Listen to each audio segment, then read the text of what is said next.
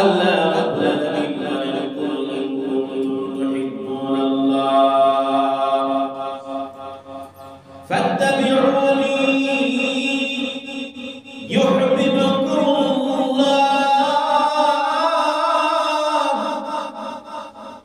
ওয়া ইয়াগফির লাকুম যুনুবাকুম ওয়াল্লাহু গফুরুর রহিম। আল্লাহ পাক বলেন, ও আমার হাবিব, আপনি বলে দেন, আপনি জানিয়ে দেন, কুল ইন কুনতুম তুহিব্বুনাল্লাহ,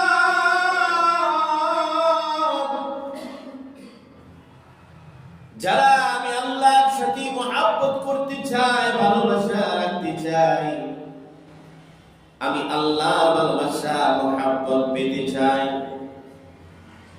আমি আল্লাহর দয়া পেতে চাই, ফাত্তাবিউনি, তারা কোনো আপনি নবীর অনুসরণ করে, আনুগত্য করে, তাহলে আল্লাহর ভালোবাসা, আল্লাহর মুহাব্বত পেতে হলে কার অনুসরণ করতে হবে? একটু জোরে বলো। আল্লাহর মুহাব্বত, ভালোবাসা পেতে হলে রাসূলের অনুসরণ করতে হবে। আল্লাহর দয়া পেতে হলে রাসূলের অনুসরণ করতে হবে। আল্লাহর দয়া, আল্লাহর ভালোবাসা ছাড়া পৃথিবীর মধ্যে আল্লাহ পাক যত ইনসান সৃষ্টি করেছেন, জিন ইনসান সৃষ্টি করেছেন, এক কথায় আল্লাহ পাকের যত মাখলুকাত আছে, সমস্ত মাখলুকাত আল্লাহর দয়া, আল্লাহর ভালোবাসা ছাড়া একটা মিনিটও দুনিয়ার জমিনে থাকার তাদের কোনো শক্তি আছে? আল্লাহর দয়া, আল্লাহর ভালোবাসা ছাড়া পৃথিবীর জমিনে থাকার কারো শক্তি নাই, কারো সামর্থ্য নাই। আল্লাহর দয়া, আল্লাহর ভালোবাসা আমাদের প্রতি আছে, সেজন্য আমরা এখনো পর্যন্ত দুনিয়ার মধ্যে জীবিত আছি। আল্লাহর দয়া, আল্লাহর ভালোবাসা মধ্য থেকে একটা হলো অক্সিজেন।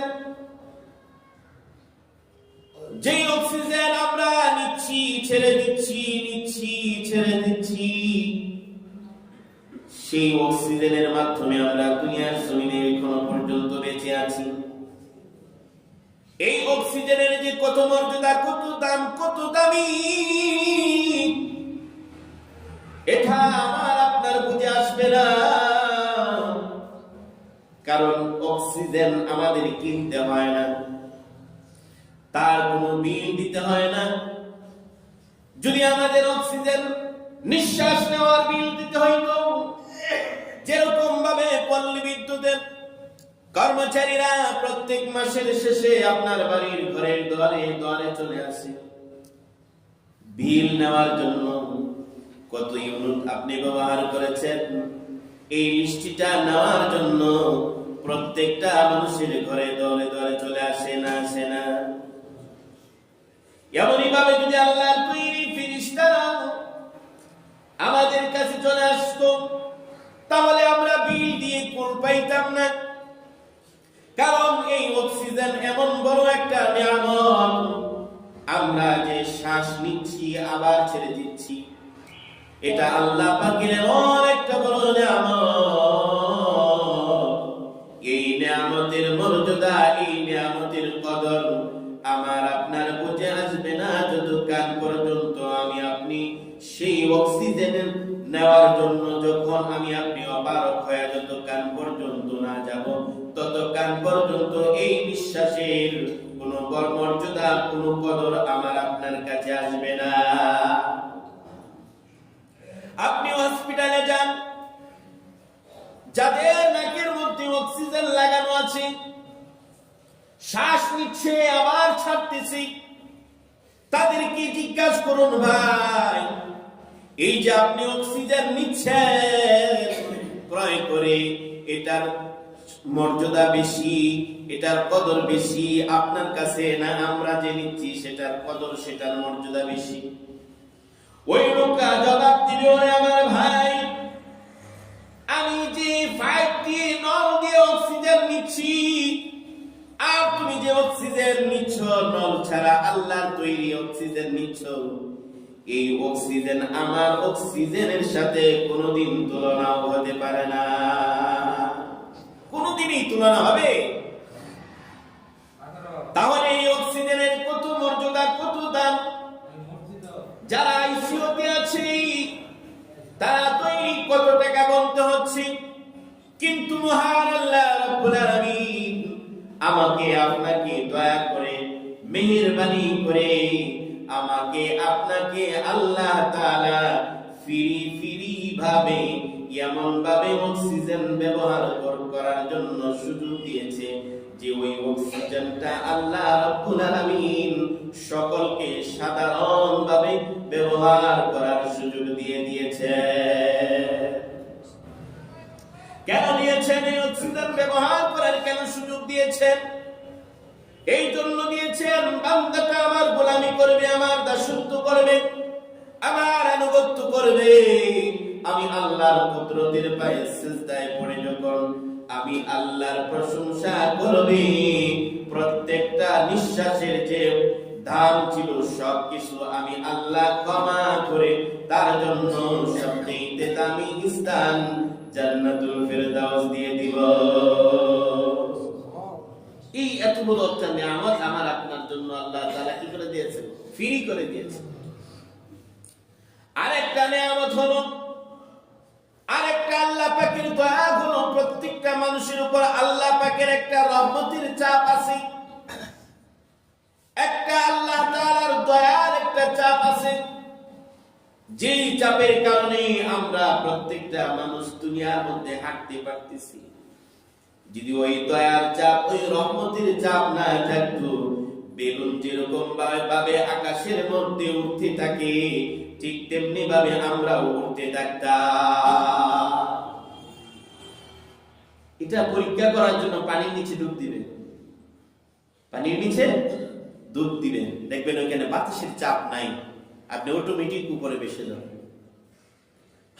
মহান আল্লাহ রাব্বুল আলামিনের এই রহমতের চাপ, আল্লাহর এই ভালোবাসা, এই দয়া যদি দীর্ঘস্থায়ী চিরস্থায়ী করতে চান, আল্লাহর জান্নাত পর্যন্ত পেতে চান, তাহলে আল্লাহ বলে দেয় এই জান্নাত, এই দয়া এবং এই মায়া যদি জান্নাত পর্যন্ত নিতে চাও, তাহলে আমি নবীর অনুসরণ ছাড়া, আমার নবীর অনুসরণ ছাড়া বিকল্প কোনো ব্যবস্থা নাই। তাহলে আল্লাহর সাথে ভালোবাসা করতে হলে, আল্লাহর সাথে মহব্বত ভালোবাসা রাখতে হইলে, আল্লাহর দয়া মায়া পেতে হলে একটাই রাস্তা, ফাত্তাবিউনি ইউহবিবকুমুল্লাহ।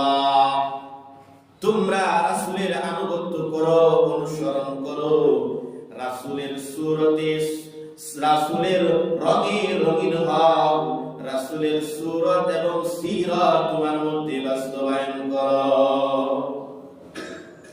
রাসূলের কি আদর্শ ছিল, সাহাবায়ে কেরামের কি আদর্শ ছিল, তাবিঈর কি আদর্শ ছিল, তবে তাবিঈনের কি আদর্শ ছিল, আইয়ামে মুজতাহিদিনের কি আদর্শ ছিল, সালফে সালিহিনদের কি আদর্শ ছিল, উলামায়ে কেরামের কি আদর্শ ছিল, সেই আদর্শ যদি আমার মধ্যে আপনার মধ্যে ফিট করতে পারি, তাহলে আমি আপনি আল্লাহর দয়া দুনিয়া থেকে জান্নাত পর্যন্ত নিতে পারবো, ঠিক কি না? সেজন্য আমার মধ্যে আপনার মধ্যে রাসূলের আদর্শ বাস্তবায়ন করতে হবে। রাসূল কেমনে চলাফেরা করেছেন, রাসূল কেমনে কথা বলেছেন, রাসূল কেমনে লেনদেন মুআমালাত মুআশারাত করেছেন, রাসূল কেমনে জামা পোশাক পরিধান করেছেন, রাসূল কেমনে খাবার খেয়েছেন, রাসূলের হাতের নখ কেমনে কেটেছেন, পায়ের নখ কেমনে কেটেছেন, মাথার চুল কেমনে কেটেছেন, প্রত্যেকটা রাসূলের আদর্শের মধ্যে যদি আমার আদর্শগুলো আর রাসূলের আদর্শগুলো যদি মিলে যায়, তাহলে প্রকৃতপক্ষে আমি আপনি রাসূলের মহব্বত ভালোবাসা আমার মধ্যে আপনার মধ্যে বাস্তবায়ন করতে পেরেছি। সেজন্য আমার আপনার এক নম্বর আদর্শ হলো রাসূলের 5 ওয়াক্ত নামাজ, কন্টিনিউ 5 ওয়াক্ত নামাজ আদায় করতে হবে।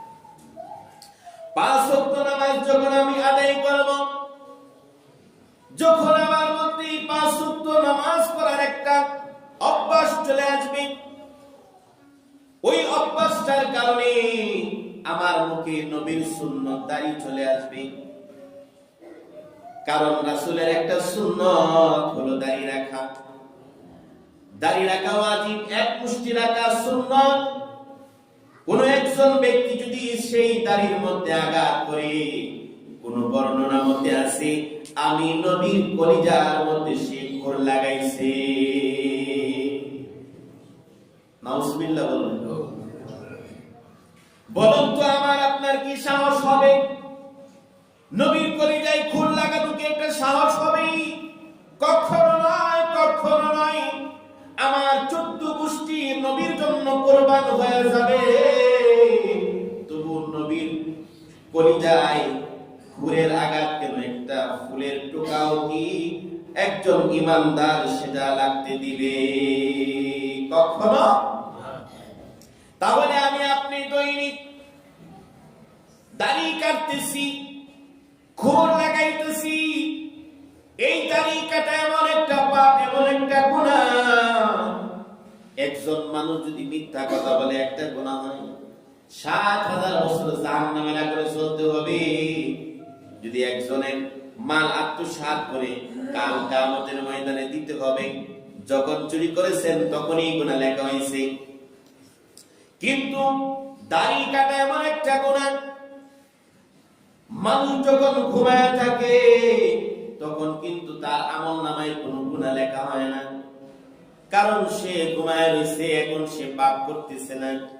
কারণ ঘুম হইল অর্থনীত, সে কোনো কিছুই করতে পারে না ঘুমের ভিতর। কিন্তু যারা দাড়ি কাটবে, যারা দাড়ির মধ্যে খুর লাগাইবে, ওই মানুষটার আমলনামায় 24টা ঘন্টা, 24টা ঘন্টার মধ্য থেকে প্রত্যেকটা সেকেন্ডে সেকেন্ডে ওই মানুষটার আমলনামায় নবীর সুন্নাত কর্তন করার গুনাহ তার আমলনামায় অবরত ফেরেশতারা লিখতে থাকবে।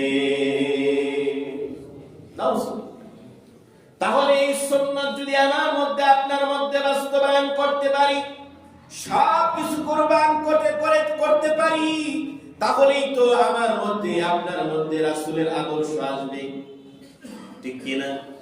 তাহলে দাড়ি রাখাও একটা নবীর সুন্নাত, রাসূলের আদর্শ।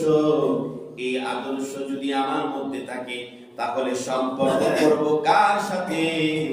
আল্লাহর সাথে। দুনিয়ার একজন মানুষ এমপি মন্ত্রীর সাথে সম্পর্ক করার জন্য কত মানুষের দরজায় যায়, কত মানুষের কাছে যায়, পিএস ধরে ধরে একটা পর্যায়ে তার সাথে ওই এমপি মন্ত্রীর সাথে কথাবার্তা বলে, সম্পর্ক করে। ওই সম্পর্ক সাময়িক সময়ের জন্য, কিন্তু যারা আল্লাহর সাথে দীর্ঘস্থায়ী চিরস্থায়ী সম্পর্ক করতে চায়, সেই সম্পর্কের মাধ্যম হলো আমার আপনার নবীর আদর্শ। আমার আপনার নবী কি আদর্শ? ওই আদর্শের মধ্য থেকে আরেকটি আদর্শ হলো টাকনুর উপর ইজার, লুঙ্গি, পায়জামা, প্যান্ট পরিধান করতে হবে। কারণ যারা টাকনুর নিচে লুঙ্গি বা ইজার অর্থ হইল লুঙ্গি, পায়জামা, এগুলা পরিধান করবে, কাল কিয়ামতের ময়দানে আল্লাহর রহমতের দৃষ্টি তার দিকে পড়বে না। কিন্তু আমরা এটা করতেছি, টাকনুর নিচে লুঙ্গি, প্যান্ট, পায়জামা এগুলা পরিধান করতেছি। আমাদের কাজ হলো টাকনুর উপরে পরা, মহিলাদের কাজ হইল টাকনুর নিচে পরা। কিন্তু কেমন ডিজিটাল হইল, মহিলারা পরে টাকনুর উপরে, যাদের জন্য টাকনু পরা ফরজ, আর পুরুষেরা পরে টাকনুর নিচে, যাদের জন্য টাকনু পরা হারাম। ব্যতিক্রম হয়ে যাইতেছে। সেজন্য আমার মধ্যে আপনার মধ্যে রাসূলের আদর্শ বাস্তবায়ন করতে হবে। রাসূলের আদর্শ যদি আমি বাস্তবায়ন করি, বল ইন কুনতুম তুহিব্বুনাল্লাহ ফাত্তাবিউনি ইউহিব্বুকুমুল্লাহ। আল্লাহ বলেন ওয়া ইয়াগফির লাকুম যুনুবাকুম। তুমি তোমার মধ্যে রাসূলের আদর্শ বাস্তবায়ন করছো, কিন্তু তোমার বয়স 40, 50, 60 হয়ে গিয়েছে, গুনাহে তুমি জর্জরিত আছো।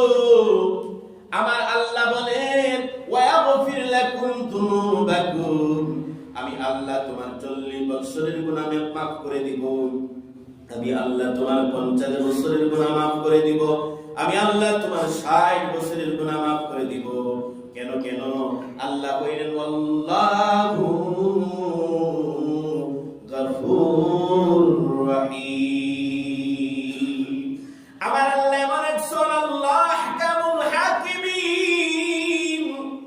তিনার কাছে যদি কোনো বান্দা গোটা পৃথিবীর চাইতে বেশি বড় গুনাহ করে আর যদি কাকুতি মিনতি করে আল্লাহর কাছে খালেস ভাবে তওবা করে, আমার আল্লাহ ওই বান্দার জিন্দেগীর সমস্ত গুনাহগুলি আল্লাহ ক্ষমা করে দিবেন। শুধুমাত্র ক্ষমা নয়, ইউবদিলুস সাইয়্যাতি বিল হাসানা, ওই গুনাহগুলোকে গুনাহ স্বরূপ আল্লাহ তাআলা নেকি দ্বারা পরিপূর্ণ করে দিবেন।